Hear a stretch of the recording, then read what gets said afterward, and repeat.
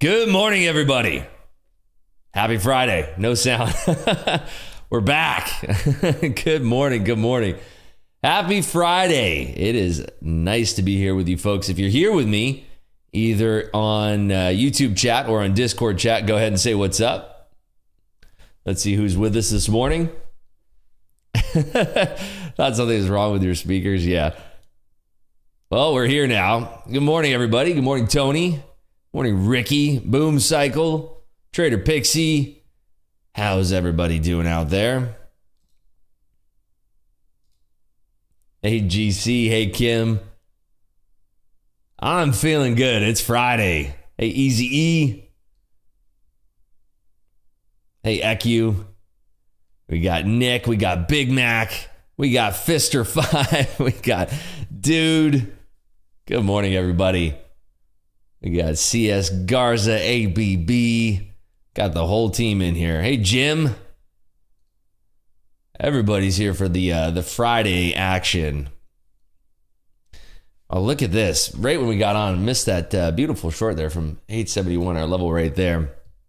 Let's see if we get any setups. We don't have any meaningful data that's coming out today for the whole day. Let me see what we got here on the schedule here.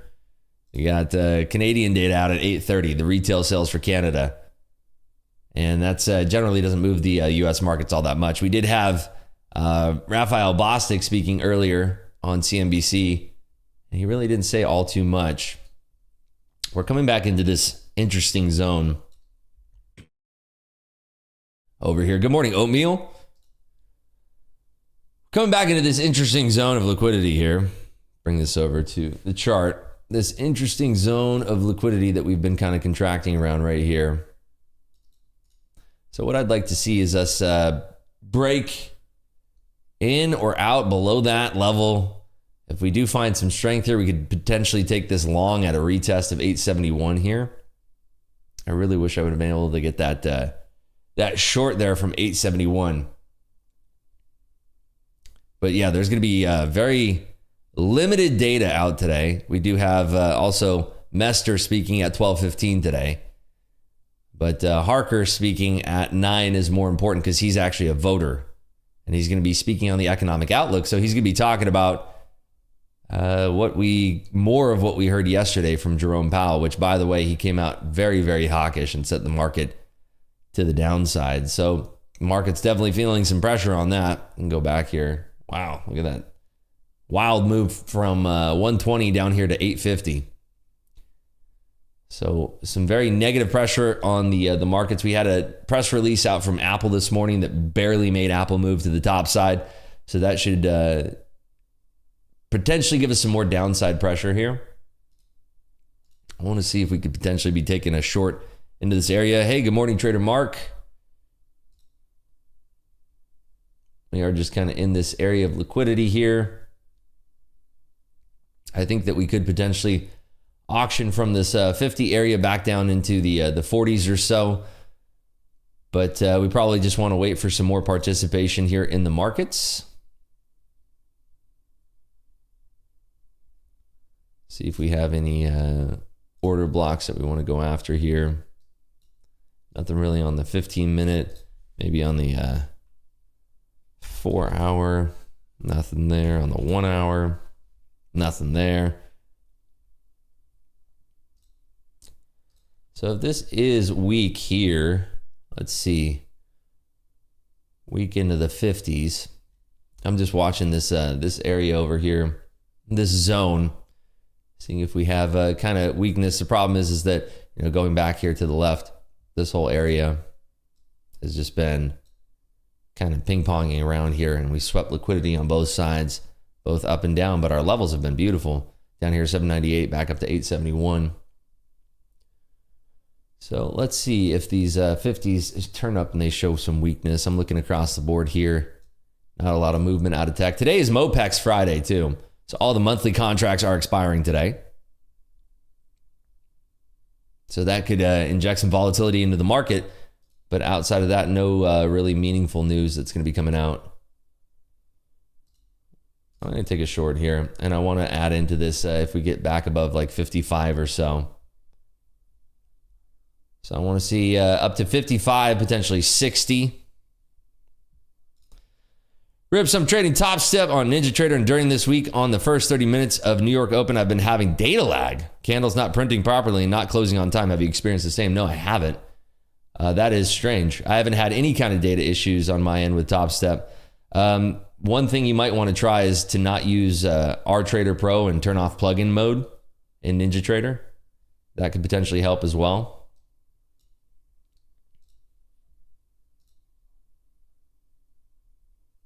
That would be my suggestion. I want to see this pop back up to around like 52 or so. We just have a lot of liquidity down here. Clean break would be through 44. Stop loss is right here. Oh, whoops. Good call. There you go. There's my stop. I was on the wrong screen there. So I'd love to see this interact down with 37 or so. I want to see a pushback up, though. I want to get something to add into here, but it is tremendously weak. Good call, everybody. Two people asking, where's my stop loss? Hey, G-Lines, good morning. I want to get a pushback into the 50s to add into this. But yeah, things are looking pretty weak here.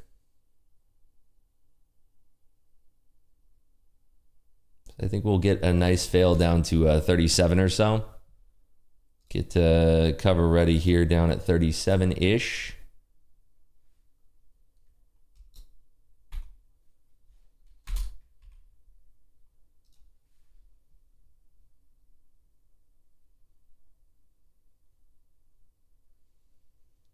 Maybe front run that to about like 39.25 here. All right, let's see. So we kind of came down to the lower band of that liquidity there. If this bounces back up towards the 50s, I want to be aggressive in adding into this.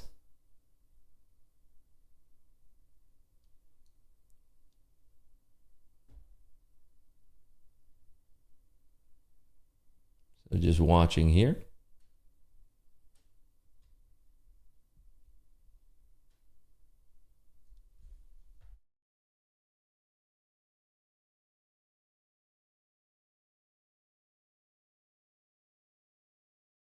But yeah, generally what I've found, DiCaprio, thanks for your question. What I've found is generally that if you do have a problem that's similar to that, it generally is RTrader that's causing those issues. That's at least in my experience. See here, if we get a bounce up towards the 50s, 55, that would be ideal. And seeing that being a weak bounce would be very nice.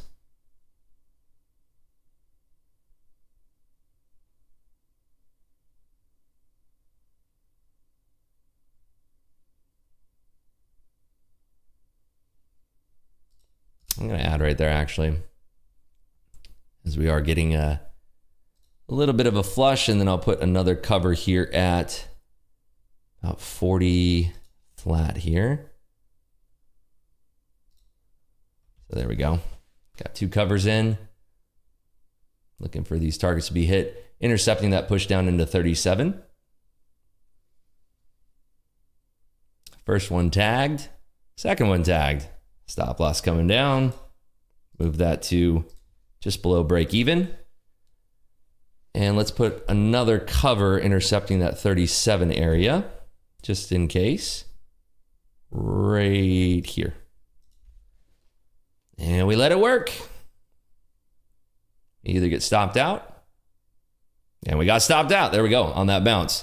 So first trade on the board there. That will put us up $935. Just that easy, folks. Just like that. Nice little scalp there, aiming for that 37, using our areas of liquidity here. I really would have liked an ideal bounce up there to 55. Didn't get it. Would have probably got up to about 12 lots there at 855. We didn't get that bounce, so tried to be aggressive on that push down. Stop was a little bit tight, but you got to be worried about a bounce and people front running that 37. So there we have it. First trade in the books. See if we get a nice setup here. This is usually what happens around this time when you don't have a lot of news. Just painting around this liquidity. One Man Wolfpack, and that says nice trade. Thank you so much. Anybody else catch that out there? Anybody else out there catch something similar there? If you want to make sure that you're caught up to as close as real time here watching my stream, please make sure that you are watching the stream at like 2x or 1.5x. Boom Cycle caught it. Hey, good morning, Boom. Way to go. Got the same trade. Nice work there, Ricky. All right, Trader Pixie. Nice work, folks. Nice, dude. Got it too. Very good. Love to see that, guys. And gals. Very, very nice. Hey, Nick got it too. Way to go. There we go. Nice job, everybody. That was a nice little, quick little doozy there. So I think this can break down below 37. Target would be from 37 down to 98.25. Rip's saying he wants the price to go against his position temporarily so he can add to the position. Makes my head explode. Yeah, you know, I'm just trying to get a better value on that because we want to get a nice little weak bounce and then, yeah, in a good way. Yeah, we get that nice little weak bounce and I just want to tag that thing and get some more lots on. So let's see what happens down here at 837. We were front running that area just because, you know, in this type of market, they can bounce it pretty hard. We are seeing that weakness though, right through 837. It is a shame that we get bounced out right there. Stopped just a little bit too tight. I guess we could have ran it to 845 or so, but I was trying to do it right below this area here. So 837, very weak here. Very, very weak. Tremendously weak. 5 handles below 37, seeing if we get a little bit of a bounce back up to 37. Trader Pixie, nice start for the day, up $200. Didn't want it to bounce on the level, so I had a profit target for the level. Very good. I like that. And we are showing weakness through that level, however.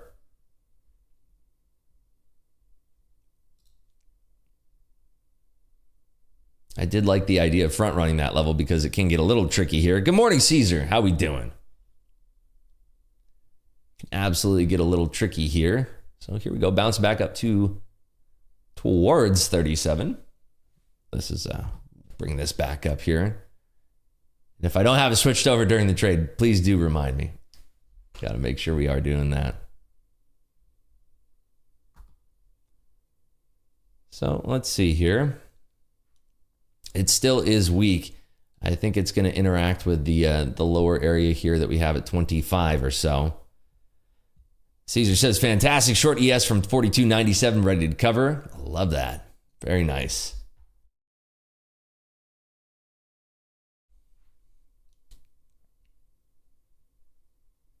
Yeah, it still is very weak here. I was hoping that we'd get a bounce up towards 37 to get back into this thing. Yeah, it's going way lower here. So let's see if we can get a bounce pre-25 because we're going towards the lower area of this structure that was created here in the pre-market. A lot of downside pressure. So let's see if we can get a bounce up towards a 37 again. We're at 32.5. See if we get a nice little bounce here. I'm still looking to short this thing. But I want to see if we can get a bounce right to 37 and then kind of judge it from there. So there we go, picking back up here. Back to 35 or so.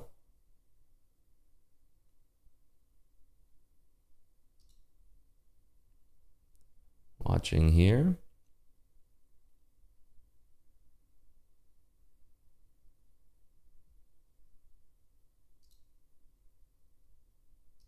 Still is tremendously weak.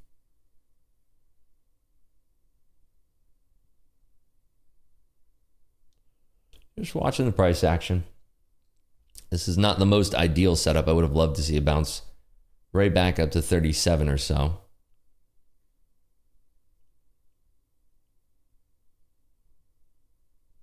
So just watching here. So this is all going to be more so price action trading since we don't have any news coming out at 8:30. And then today it really is just about speakers and MOPEX today. MOPEX being a monthly options expiration. So that's what we got on deck today. I definitely am feeling the Fridays here. This week blew by me though. This week was tremendously quick for me for some reason.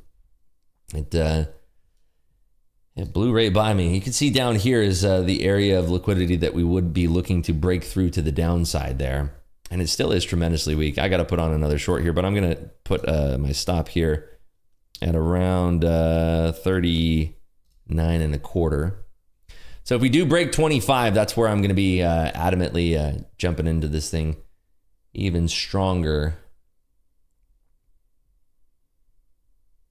Because this is the area where we've bottomed out here in the past of the structure. So if we're weak through this, we should have buyers showing up here. But if we're weak through this, I think we can definitely sweep a lot of stop losses below this area.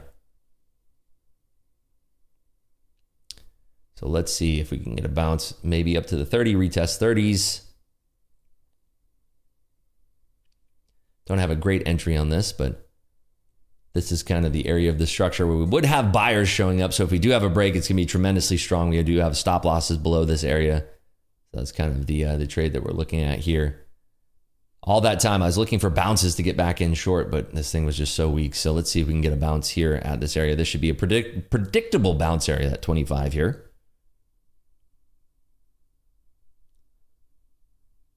A lot of liquidity down here at these lows.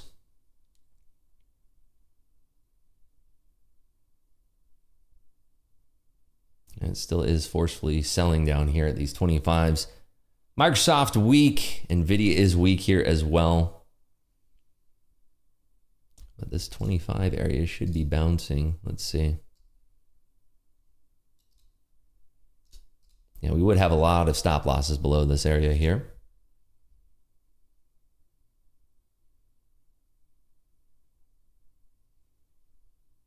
All right, nice little bounce. Let's see if we can get a bounce back up to 30-ish. That would be ideal. 30 to 35 would be nice.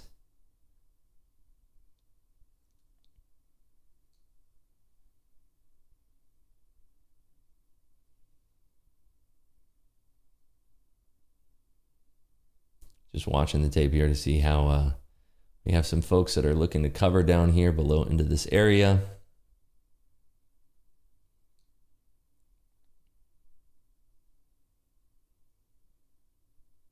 Yeah, they're still chunky selling it here. I gotta add into that actually. I want to see the snap now. Yeah, there's that snap below 25. Those are stop losses being tagged there, but it might just have a big bounce from that area.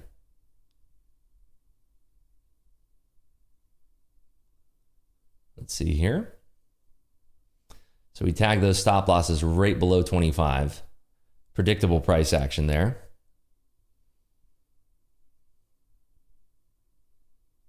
Watching.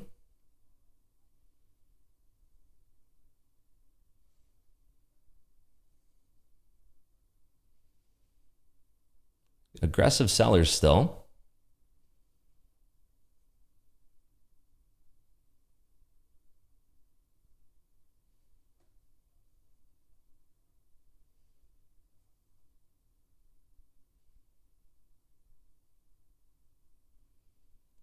Watching this area again. Still is kind of weak here down here at this below 25 area. I want to see this sweep 20s now. Right there's a 20 sweep covering 2.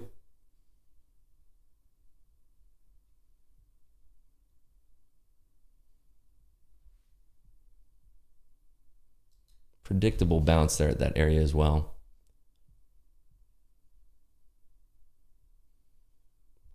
Watching here. Looking for this weakness to persist below 25. Looking cross board here, NVIDIA is weak. So bounce back up to say 29 to 32 would be what we're looking for. But if it does firm up here, kind of double bottoming, we'll definitely look to close the position here. So seeing if we are met with weakness.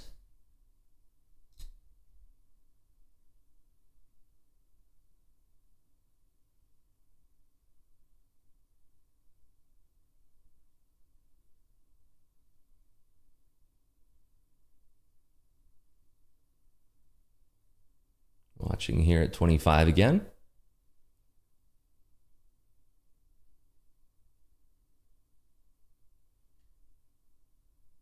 bit of stalling out.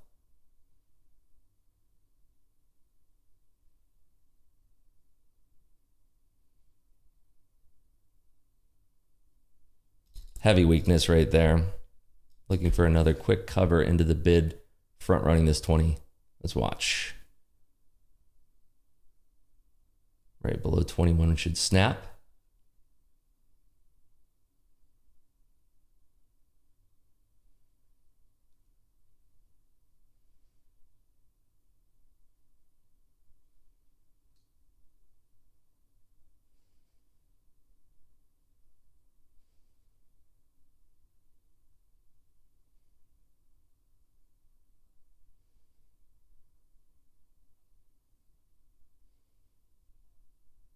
Watching this 21 now.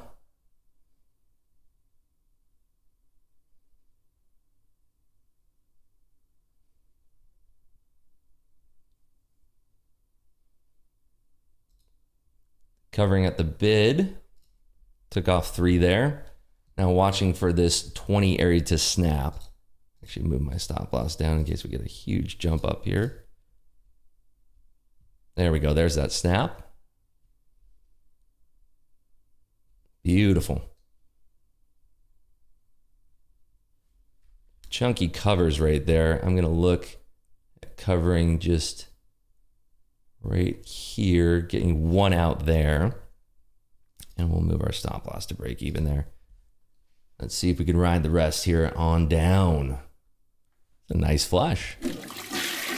Beautiful. Let's see if we can target into the low 800s here. Anybody else catch anything similar out there? Anybody else riding this with me here?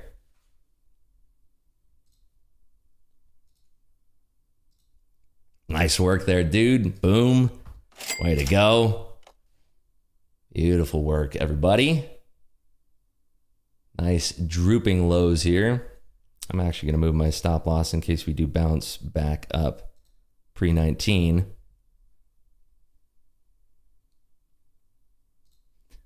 Anybody else there on YouTube that's doing this kind of transparent trading? I see there's a lot of other traders out there. I'm not going to name any names, but I think you guys know who I'm talking about, where they're only going to show you the trades when that's working into their favor.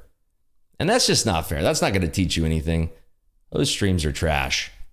You want to have somebody who's transparent the entire time and showing you, walking you through these trades while it's happening in real time, not sitting there and being like, oh yeah, I was short.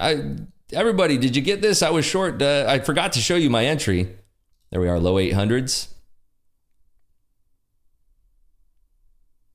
This is the best stream I've seen. I've watched a lot of them. Thank you. There we go. That's what I'm talking about. All right, we're going to move our stop loss down to the 15s now, just protecting in case we get a tremendous bounce. Ribs is bringing the spice. Yeah, in fact, that same streamer yesterday posted a fake video of him trading a replay, trading the print off the open, the jobless claims, and he's trading a replay. And then when he goes live on his stream, you could see it said on his trading view, oh, do you want to exit replay mode? It's like, okay. Oh, I traded this live, but of course I wasn't streaming it live. But trust me, everybody, I traded it live. This is what live trading looks like, folks. This is trading those entries, those exits. It's talking about the trade before it happens. It's taking it in front of you in real time, moving my stops in real time. That's what live trading is, folks.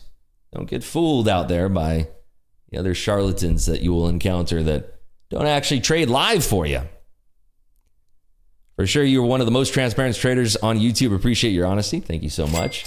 We will probably get stopped out right there. There we are. Getting stopped out. So what does that put us on the day here, folks? Well, that's going to be $2,100 off of, how many trades was that? 2 trades? Not too shabby, huh? If you folks are enjoying the stream that we're doing out here, I do appreciate the thumbs up that you leave on the video. Make sure that you are subscribed with your notifications turned on so you can be notified anytime that we are going live here on the stream so that we can all be knocking it out of the park here together. Yeah, I love doing this with you folks here. We had a little bit of a rocky stream yesterday. Yesterday was actually the second day of a losing day that we had here on stream. Every other day has been a winning day. And it's not because I'm the luckiest man in the world, but I've been doing this for over a decade now. And look at that. No news in the pre-market, and we're able to identify our zones of liquidity there. Again, this is what we were drawing out on our charts here. We had that first big zone of liquidity, and look at this. We're skittering on down to our level of 798 and a quarter. Hey, good morning, Hadi. Good morning there, Jim, Nick, Caesar. Hello, hello, hello. So yeah, there we go. That'll blow your hair back on a Friday there, $2,100. Happy to be trading that with you folks. And no news. Think about that. No news, no speakers, no squawks, no nothing. That is just pure price action, liquidity zones, and knowing how to read the market. And doing it all live in real time for you folks. Make sure that if you're watching somebody that's trading live, that they're showing all of their entries, all of their exits, that they're not showing you after the trade is already working in their favor. Got to think about that one. If they're showing you their trade after it's already in their favor, think about all the trades that they're not showing you. That's food for thought, right? Think about all those trades that they're not actually showing you, all those losing trades. Yikes. You really want to watch somebody like that who that's just not going to be valuable information. If I showed you guys trades after the facts, you could bet your bottom dollar they all be winners, but why would I do that? It's not going to teach you guys anything. So think about that. If you're spending your time, it's the one thing that we can't buy in this world. If you're spending your time watching garbage like that, maybe it's time to reevaluate things. IMO, the person you're talking about is an entertainer, not a trader. Yeah, possibly. Possibly.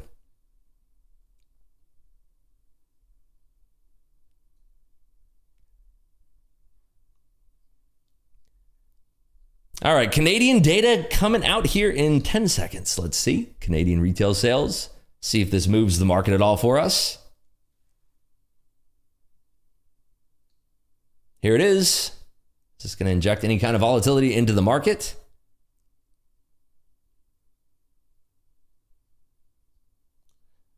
Minus 0.1%. That is in line with expectations. My day stands at $3,000 covered for good. Grateful. Guys, give it up for Caesar in here. Crushing it. Very nicely done there. Up $3,000 on the day. Love to see that. That was a beautiful move there to the downside. Absolutely gorgeous. So yeah, that's the retail sales for Canada. That is the only data that's coming out today that is potentially going to put any kind of volatility into the market. Outside of that, we do have, like I said, Patrick Harker, who is speaking at 9 o'clock in the morning, followed by Loretta Mester. She's not a voter yet, but I think she's going to get her voting rights next year. She's speaking at 12:15 today. The big one, though, is going to be Patrick Harker because he is a voter.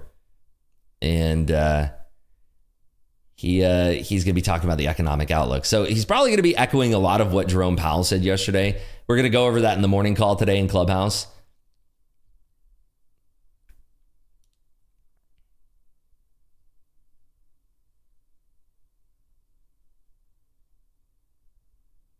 So by the way, if you guys want to follow me on Twitter or Instagram, the handle's right down here at Selling Rips.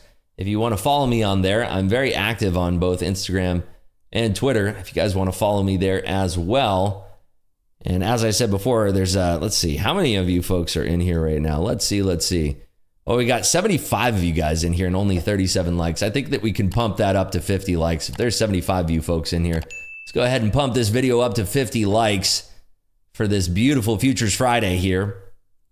Really happy that you guys are taking your time to spend your day with me, your morning with me, and catch some trades for me. Just for the record, I haven't been this good in about 2 weeks. Caesar, you're killing it. Hopefully this stream is doing something to give you a little bit of insight to this trading process. Maybe it's not. Hopefully it is. Hopefully this stream is helping. I've gotten some really good feedback so far from folks here talking about the stream and how it's been improving their trading process. So very happy to see that. So we are kind of bouncing here. If we're looking over at our chart here, kind of bouncing here. We got Andrew Long from 815. Nice trade there. So we came back down into this area here. Found some buyers.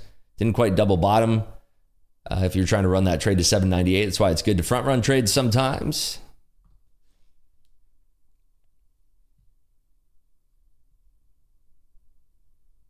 So we're coming back into that area of liquidity. So if that is resisting up there at 825 or so, could potentially look at taking the trade short here. But let's wait and see.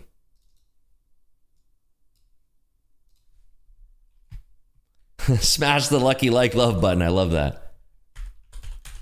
It will give you a really good luck on your trades there. Happy to know you aren't an alien robot. Comment there on Discord. Yeah, exactly. Nope. Definitely not. But that was a beautiful price action there to the downside. I want to see how we interact with this liquidity level here at 825. If we are finding that area with resistance here, could potentially looking at taking the market short. Really enjoy your streams, calm, collected, respectful, and great trader, just too short of a stream. Yeah, so that's the thing. Next week, I think that we're going to be having more extended streams, longer streams that are going to be going into the open here. We've had a lot of requests recently for longer future streams. So definitely we'll be looking at doing more extended streams so that we could actually stream here through the open, because that's where the real volatility is. Caesar says, of course, oh, missed that one. But yeah, we definitely going to be looking at having our streams be extended through the open here. So we'll be able to.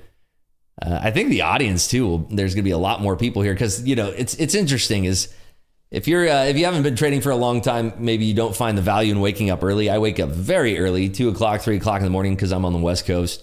But I wake up very, very early, and I'm doing a lot of prep for Market Clubhouse, which is our room here on Discord, doing a lot of prep for that, writing our morning call script, going over the morning memo, detailing all of the levels that we're watching for various stocks like Apple, Meta, Nvidia, Tesla, Amazon, Netflix, all of the stocks that we're watching. I create a comprehensive trade plan in there for the group. And that's also pushed out if you have a broker like Webull, Thinkorswim, there's E-Trade, a lot of different brokers out there. They publish the morning memo, but it's published about 2 hours after the open. Whereas if you're a member of Clubhouse, you get it before the market even opens. So there's benefit in that as well. Also, if you guys are curious what I'm using to trade here in the morning, I use Top Step. Top Step, you can get started trading futures for as little as $49. There's a link in the description below where it pre-populates a coupon for you. So you can get started trading futures. There's zero risk to you other than paying for the account fees, which, by the way, is cheaper than buying data, software all on your own.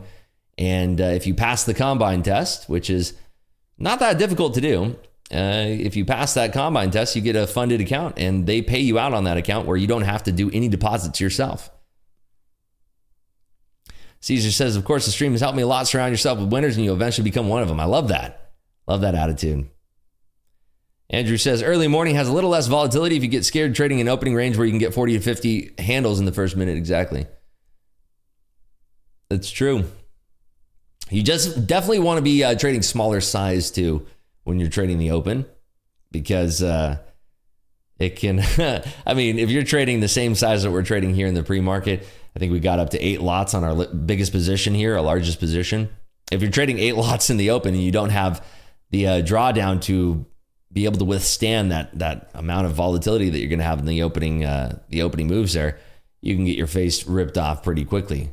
Talking about if you're trading 8 lots, what is that? That's on a 50 handle move, you're looking at $8,000 of movement there. And if you're on the wrong side of it, $8,000 can definitely blow an account, depending on what your situation is. But, if you're trading 8 lots, in the pre-market here, we're not getting it to the point where we're getting whipped out of a position for $8,000 here. So anybody have any questions about those trades that I took this morning? It would have been really nice if we were able to get that entry up at 71 when we were coming live on the stream here. Would have been really, really nice to jump in and be able to grab that. But yeah, we are running into this liquidity block up here at 825. We're running into it and finding a little bit of weakness. You can see kind of topping out here. Let's see if it's right around that area right there. Coincides with the hourly low of the prior hour. So we're kind of seeing if we're going to be turning that area into support here. Yesterday at open, I placed the order and immediately got stopped out because my ATM was too tight for an open volatility trade. Yeah, even if you're running it with a 10 handle stop, you can get whipped out right away. Even 20 handle stop. It's so volatile. It's generally speaking, if you're trading the NQ off the open and you don't have a spot on, dead to rights, perfect read on the market, well, the problem is then you're going to get whipped out, and it's probably best to hold off and wait for the market structure to form. Much kind of like what we're doing here. Obviously, not moving a whole bunch, right? We're chopping between 20 and 30, essentially, 10 handles here. But we're doing it kind of in slow motion, right? What gave you conviction to go short the second trade as opposed to looking for a long bounce trade? So it was these liquidity zones right here. The second trade we entered in the lower end of this liquidity zone. I wanted to bounce back up to that 30, the high 30s there, mid to low 30s rather. And I was looking for that crack below 25 of this liquidity zone. What we do know is that below that, it was Larry that asked the question. We do know below this area here, there are buyers, right? There's buyers below these areas. There's buyers that got back into the market here, got back into the market right here. And those buyers that are buying at that area, they all have something in common. Buyers right here as well. You can see these wicks down. This is a well-defined zone right here. So what exists for buyers below that zone? Sell stops. Sell stops. They're protecting their profits. They're protecting their positions. So below that area, we know that there's going to be sell stops. And what I was looking for is what we got exactly here, which was a stop run down into this area. And there's going to be a lot of counterparties to that trade that's going to bring it back up. The liquidity is what drives the movement of the market, and the market is in constant search of that liquidity. If the market is looking to go strong and long here, back up to 837, potentially even back up to 871, the market makers need liquidity to get back up to that level. They're not going to sit here and just buy the liquidity because, number one, there's not going to be a lot of liquidity available to them. And number two, it's a lot easier to push stops down into this area and be the counterparty to that trade. So if there are sell stops below this area, the market makers are buying those sell stops and building a liquid position down here, and then taking it back up to the top side up here. Now the question becomes, is this area going to be turning into support to support that thesis? And will we run into 837 here and have some liquidity being offered at 837? So it's kind of, you want to have this consistent dialogue with yourself as you're trading the markets, looking at these areas of confluence. In this case, we have a lot of buyers here, a lot of buyers down there. Those buyers are going to have sell stops. And we know that because we have moves like this where we have big sweeping liquidity to the downside. We go over to the book map here. You can see, big counterparties to those trades right in this area here. Big bubbles. That is the amount of volume. The size of the bubbles is volume. You can see here it's like a pie chart. Red is on the bid, green is on the ask. So you can see here big bidders stepping up. That is the counterparty to those stop losses being blown, and the cycle and circle of life continues.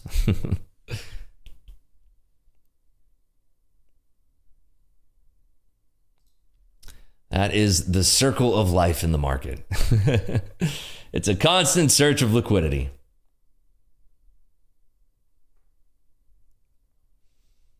Dude says, yeah, it went in my direction 10 seconds later. Yeah, you can generally try to trade. It depends on what your risk tolerance is. And this is why you can argue that it may even be better to trade the MNQ there off the open, right? You can argue the case for that when you're trading the MNQ off the open, you have a lot more room for that volatility, and you can still make a decent amount of coin on that. You can make a few $100 on, 40, 50 handle move. Remember on the micro, it's $2 a handle. So if you caught 50 handles, that's $100 right there.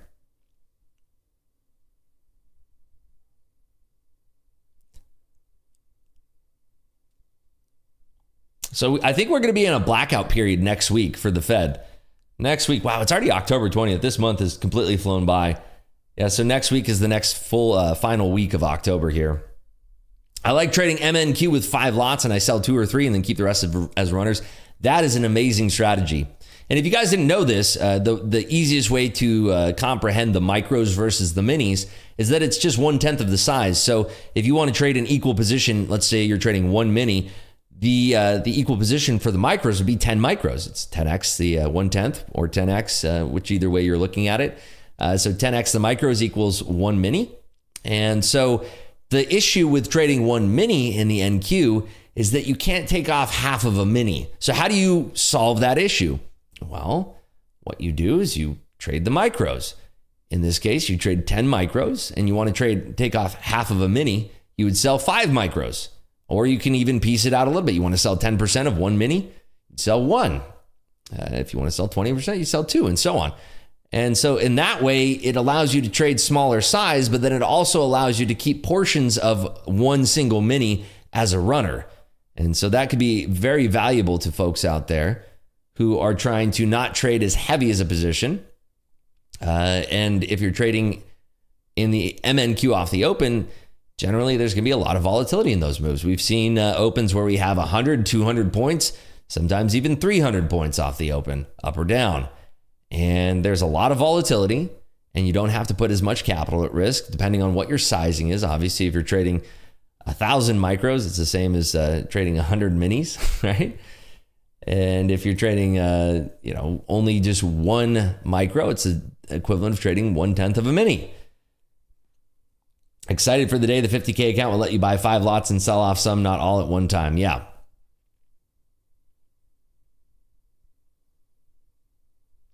Yeah, there is some chatter and potentially something coming around the corner here for Top Step accounts. For if you are enjoying trading the micros versus trading the minis, well, there is some news that will be coming out soon about that, because there are other funding companies where you can actually trade an equal amount of size. For instance, if you're allowed to trade 15 minis, they do allow you to trade 150 micros. On Top Step currently, if you can trade 15 minis, you can only trade 15 micros. So that is a little bit of a difference there out there right now. So coming back down here, we are back below that line that we were watching, but it is kind of just choppy in this area, in this range here. So I did get some questions yesterday talking about this chart over here. I have a crazy screen array, by the way, and I'll post on my Instagram. Maybe I'll post it today. Make sure that you're following me, by the way, on Twitter and Instagram. The handle is going to pop up right here where I'm pointing. Give it a second. There it is, @SellingRibs. So I can post a picture of my setup today. So over here, right here on this side, I got screens over here, screens over here, screens over here. So over here on this side, I got a 34-inch, 165 hertz 4K monitor. In front of me here, I got that brand new 57-inch Odyssey G9. That's a 4K 57-inch ultra wide, super ultra wide monitor. That's 240 hertz. And then above that, I have a 49-inch super ultra wide that is not 4K, but it was the setup that was driving me before. I had dual 49-inch. So now at the bottom here, I have a 57-inch Odyssey G9, which is that new one that just came out. Phenomenal screen, love it. It's very sharp, very detailed. You can fit a lot of charts and a lot of real estate on it. It's a trader's dream, this screen. I love it. And then above that, 49-inch super ultra wide. So I had the question yesterday, Rips, why are you trading off this chart? And somebody even said, only morons trade off this chart. Well, the thing is that I'm not trading off this chart. I actually have multiple charts that I'm looking at here. I have a 5-minute chart. I got a 15-minute chart. I got a 3-minute chart. And those are the charts that I'm trading off of. And it's... This is just shown over here. This is a 30-second chart. This is shown over here so you guys can see the tick by tick. Here's the issue, right? So if we were to do, let's say, a 15-minute chart, I mean, what's going on over here? I can't even see what the price action is, right? What was his trade? Nobody knows. That's it. That's in a 15-minute chart. Heck, even if we're in a 5-minute chart, I mean, you can kind of see it. But what's a lot easier here is to see on a 30-second chart. You can see... I scroll in here.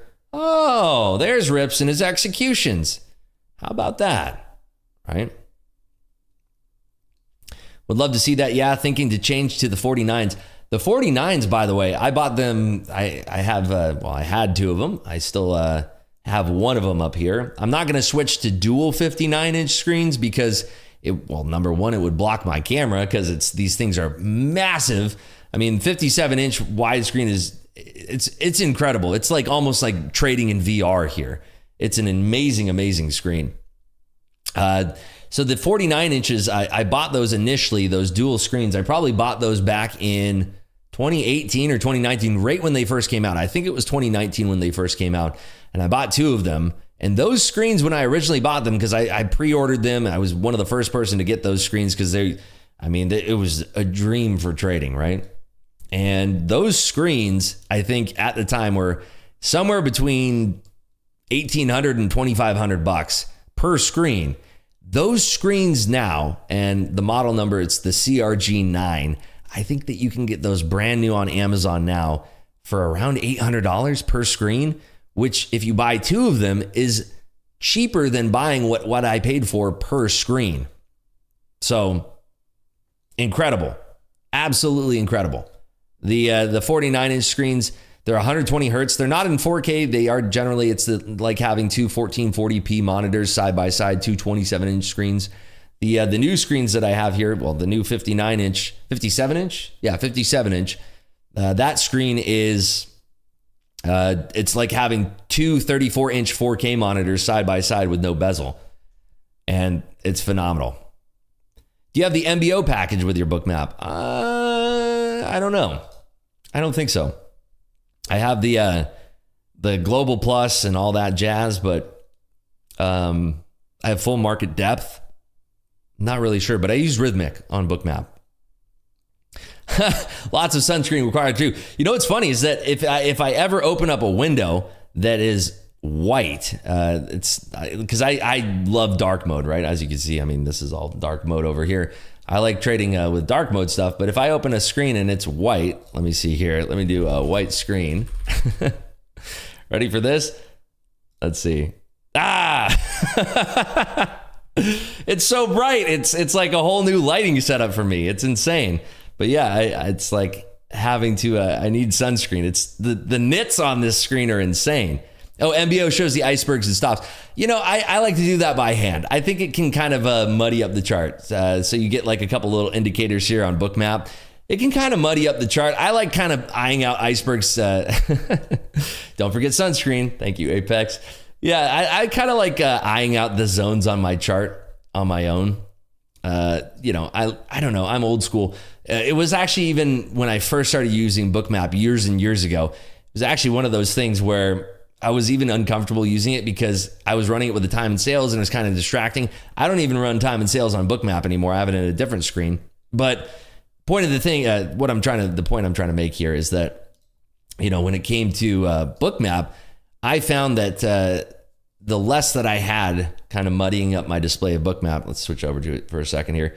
The less I had on my screen there, the better I was able to understand and read it there. So I personally don't like having those things, but I can see the value in it.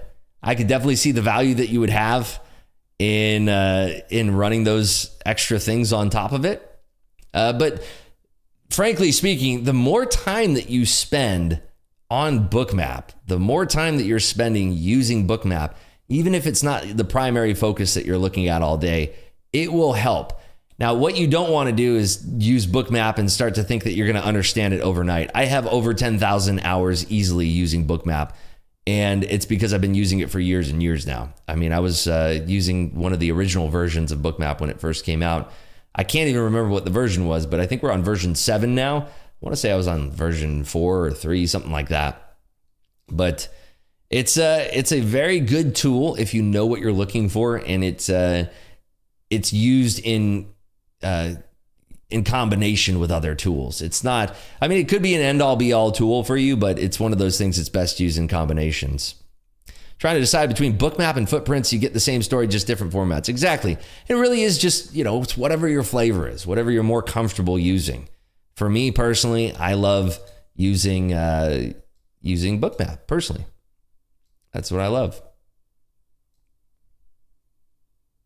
That's my jam right there. So by the way, we were trading 2 Top Step accounts this morning. That's what these guys are right here. That's what creates the $2,100 in profit right there. So there we have it.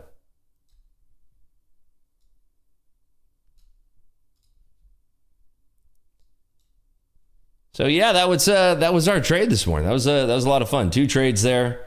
to go ahead and net us $2,125. If someone is trading NQ futures, should they be only using NQ on Bookmap? Well, it depends on your screen real estate. Primarily, that is 100% what you'd want to be using. Primarily, if you have the screen real estate, you could also be having the ES up on a chart on Bookmap. You could have the Russell, you could have the Dow, YM. It all depends. If you want to have that full structural environment, it's not necessary though, right? It's not necessary to do that. You can get by with just having NQ on Bookmap. But if you're trading NQ and you're only looking at, let's just say, the ES, I don't think you're going to have as much success. I think primarily you want to be having the NQ up, primarily. How often do you draw from Top Step and what's their limit? So the way that it works is that if you have 5 days of making $200 or more, you can take a withdrawal. That's it. That's their only rule. There's no window of payout.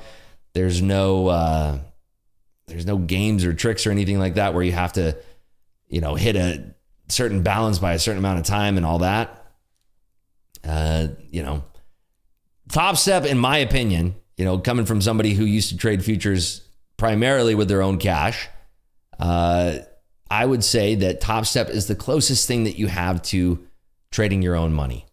There's other funding companies out there where I feel that they have a lot more gimmicks and tricks and traps and things of that nature, where it makes it a little bit more difficult to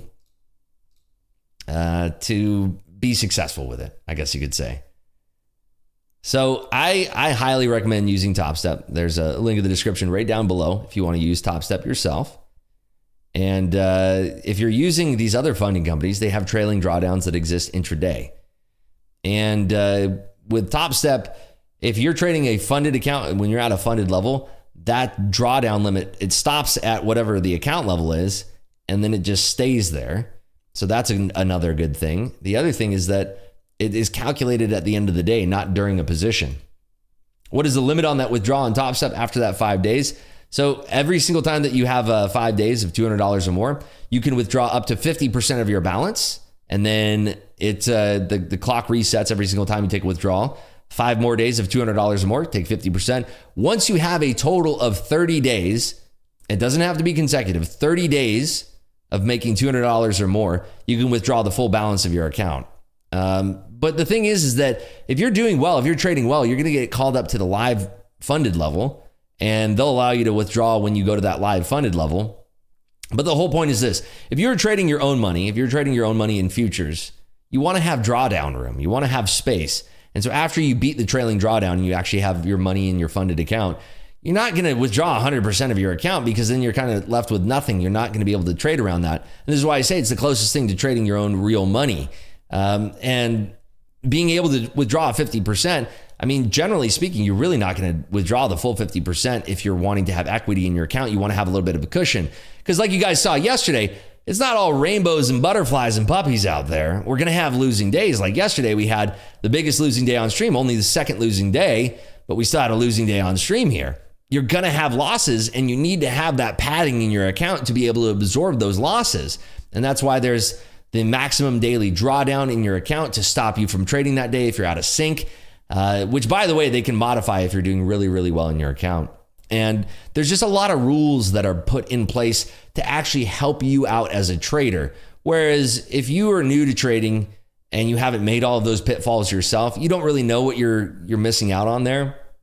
For me personally, the amount of money that I had to blow learning how to trade was, I mean, it would make you sick. It was ridiculous. The amount of money that I had to go through losing and losing and losing and losing and losing. I wasn't using Top Step at the time. I didn't use a funding company. If I was using a funding company, I probably would have been, who knows where I'd be right now in my trading journey. Obviously, I think I would have got to where I am now a little bit quicker. But there's the benefit of using these funding companies, is that you're not putting your own capital at risk. And so you're not really ever at risk of putting yourself at financial ruin, which a lot of the time is what hinders folks from being able to trade long term. The reason why is because, they usually will run out of money before they get the opportunity to be proficient at trading. And if you're using a funding company, You're learning all of these rules. You have these drawdown limits. You have these withdrawal limits. You have all these limits in place that for most other funding companies, they're crap and it's meant to make it so that you don't make any money. But with a company like TopStep, they're actually looking out for you as a trader. They want to see people winning because they actually bring you up to a live funded account, which other funding companies aren't even doing. They put you in a live market where that's real orders that are hitting the market here if you're a proficient trader. And they're watching everybody. They have a risk manager that's paying attention to everybody's trading. It's more like a brick and mortar real deal prop firm than anything I've seen out there. Have I ever used Quant Tower? I haven't personally, but we have a lot of folks in Clubhouse that use Quant Tower that love it. I've been using NinjaTrader before I started trading with TopStep, and I love NinjaTrader. I love them. Would you expect a massive short squeeze mid-morning? Possibly. We have a lot of people who went short yesterday. Practice account, TopStep practice account is great to overcome overtrading, and their dashboard is fantastic. I agree with you 100%. I love TopStep creates good habits for newbies like me. It really does. It really does. 100%. But yeah, TopStep doesn't have any kind of restrictions on when you can trade outside of, you can trade up until basically 4:15, which, by the way, you shouldn't be pushing that limit. But there's really no limitations. They have a scaling plan in place once you go to the funded level, which allows you to keep yourself out of trouble so you're not going to be blowing your account. Overall, it's a really great program. If you want to check out TopStep, like I always say, links are in the description down below. It's never a better time to get started trading futures. It's just amazing. Really, really great program. So that's going to be locking it up here for our Friday, folks. We're coming across the 9 a.m. hour. I'm going to continue trading in Market Clubhouse. If you want to join us in Market Clubhouse, there's a link in the description down below. I'm going to continue trading over there. It's going to be a lot of fun. We're going to do the morning call over there as well as the morning memo. And that's going to be my Friday, folks. We're ending our day up $2,125.92. Taking two awesome trades to the short side here, which was a lot of fun. So next week, we should be having definitely some longer sessions, which we are going to be trading into the open. Next week, I think we are in that blackout period. So we will be trading into the open, and there will be more volatility to trade off of that. So it will be a lot of fun. So hold on tight for that. If you are enjoying what we're doing here, make sure you do leave a thumbs up before you go. Make sure you are subscribed so next week you can be notified when we're going live here. And I might even actually go live this weekend to talk about some market structure elements here, and it will be a lot of fun. All right, folks, good luck today. Let's have a fantastic Friday, and make sure you are trading with discipline and well within your plan. Remember, it is MoPex Friday, so it can be a little bit volatile. Keep that in mind during your trades today. All righty, folks, good luck out there. I will be continuing to stream Bookmap throughout the day. It will be in full screen just like that. So if you want to join and just have Bookmap streaming throughout the rest of the day, you can put that into a second monitor there. All right, folks, good luck. I'll see you guys on Monday at 8 a.m. sharp. Take care and have a great trading day.